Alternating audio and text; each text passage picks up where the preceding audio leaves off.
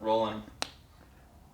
How's it going, everyone? This is the first episode of Off the Pipe from the Glass Academy in Dearborn, Michigan. My name's Zach, and today we have Joey here for the first segment in a series of a get-to-know-you type interview for the staff here. So we're going to jump right into it. I got a list of questions here, Joey, from our fans and viewers from our live videos, which you are probably best known from. So we are just going to jump right into it. First, we got some personal questions for you. So how old are you? I'm 24 years old. Yep. Perfect. And so tell us a little bit about what brought you to Michigan. I've heard you were in Texas for a while. What was that process like? Oh, well, I moved up here in 2015 range, and I went up to college up at Michigan Tech. I came back down from the beautiful area of Houghton, Michigan to be a glassblower. I started my journey here at the Glass Academy through the family friend of a neighbor. Actually, Chris Nordine's brother, Israel, is a friend of my next door neighbor. So quite strangely enough, I met Chris's brother before I met Chris and found my introduction to Chris that way. I've since then been a handyman, a glassblower, all hands on deck kind of person here at the Glass Academy, and I'm happy to be here. Sweet. And next personal question, did you have a favorite teacher growing up in terms of your glass journey? Yeah, I wouldn't say a favorite teacher. I've got a couple of teachers, or great mentors that I would call them actually.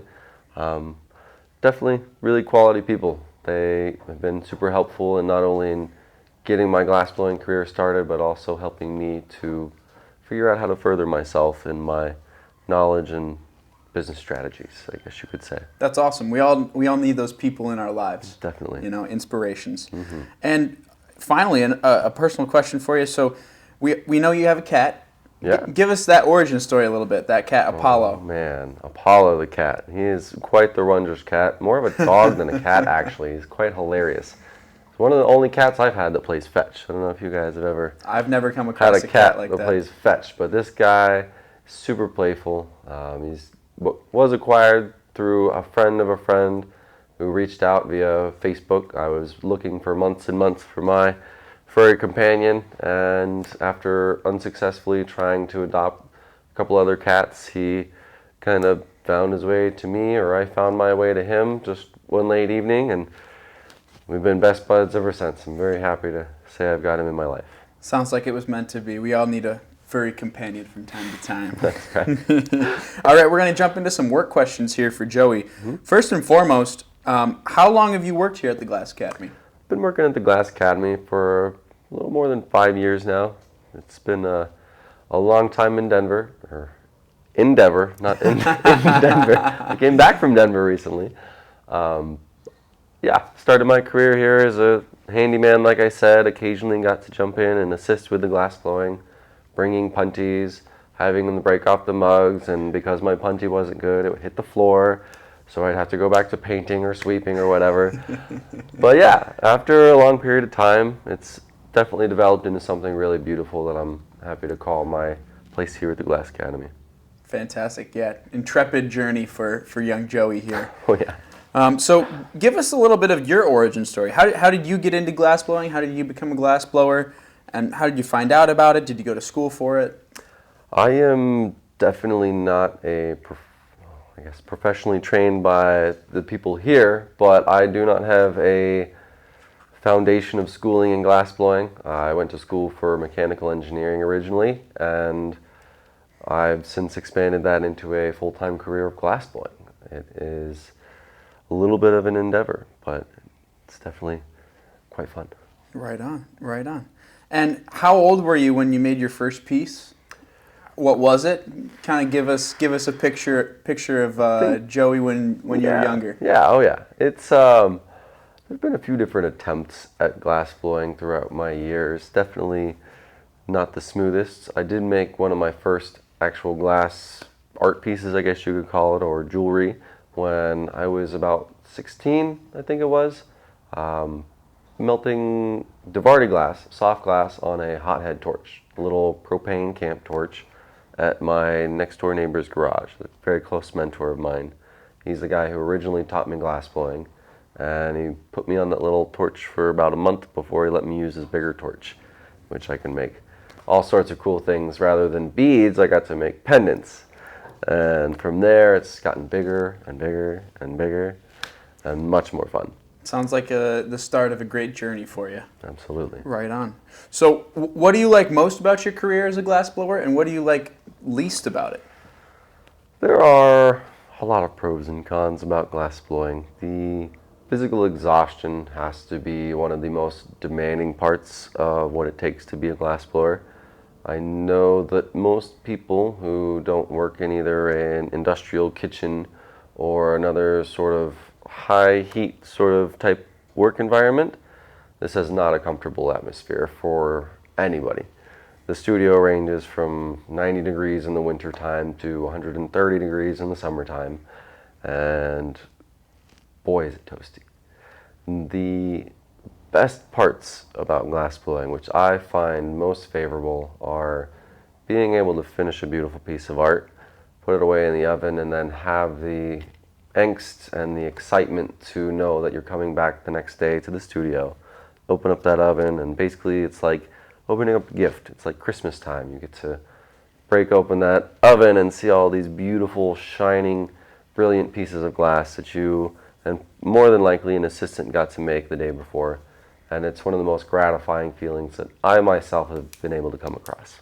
That's amazing. Yeah, I know on both those points, you know, I'm new to glass blowing, having done just a couple of live feeds, and the heat was one of the things that has shocked me the most. You know, it's for everyone watching at home, it's definitely a very hot atmosphere, like you were saying. There's nothing like it. Yeah, that Christmas morning feeling of just opening up the annealer and just like being able to look at all your hard work, I can only imagine how gratifying that is. It's pretty awesome. That's why we like to share our with the oven or opening the oven. Yeah, the process is very interesting, for sure. All right, so next question here. If you weren't a glassblower right now and you were in a different career, what would you be doing with your life?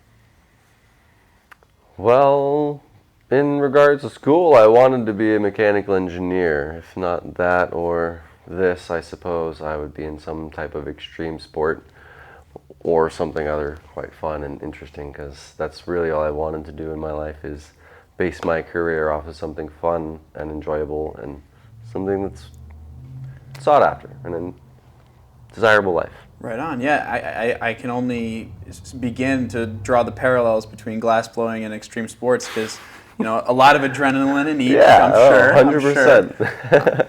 But yeah, sounds good. And so another question for you from one of our viewers here about work. So say you you met your true love, you're getting married. Would you make that person a wedding gift out of glass or from the hot shop? Oh gosh, no. That's a terrible idea. Definitely don't want to do that. That would absolutely spoil every future gift that you might have the opportunity to make for that person. And that's no knock on Joey's glassblowing skills, because he is a very talented artist. But I think that's smart. You know, you got to save the good stuff for later on. That's right. Definitely.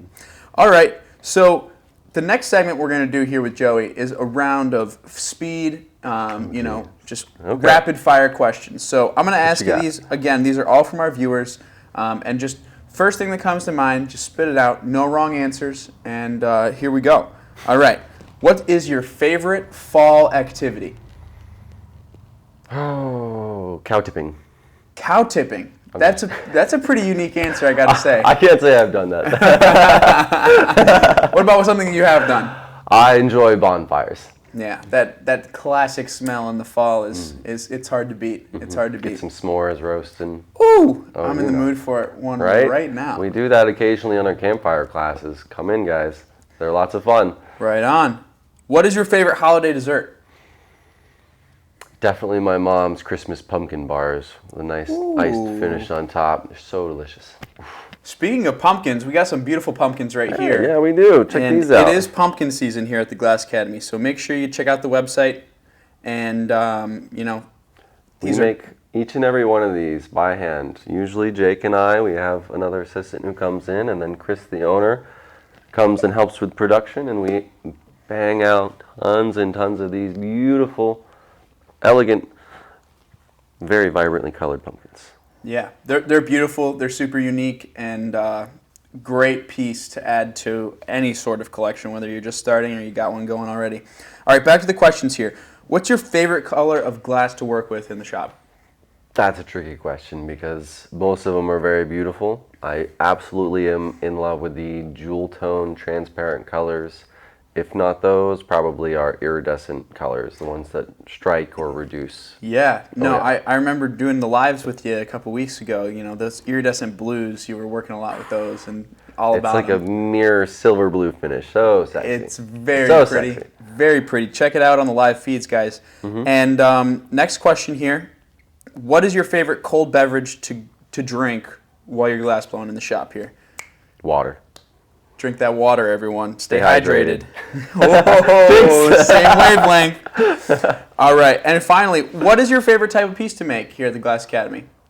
I very much so enjoy challenging pieces of art. If not our mugs that we make, which are consistently a fun, challenging piece with all the different designs. Our stemware is definitely some of the harder pieces to make because they're a lot more fragile and delicate and just more of a challenge. So it's educating for us as artists. That's something that's fun to make happen.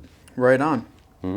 Well, that concludes the questions for this first episode of Off the Pipe. Again, my name's Zach. We got Joey here for the first segment of many to come. And before we go, Joey, I just want to share this message because our fans adore you from our live feeds. So I just got to share this message from one of our viewers. She says, "You are such a cutie. I love your humor, your attitude, your quirkiness. Do you like older women?" Okay, I'm a nana, so much older women. Just kidding. Just wanted to let you know you're a cutie. My. Cutie Joey, that's a wrap on the first episode of Off the Pipe. Again, if you're liking our content, please like and subscribe to our YouTube channel, and we will see you next time. Have a good time, guys.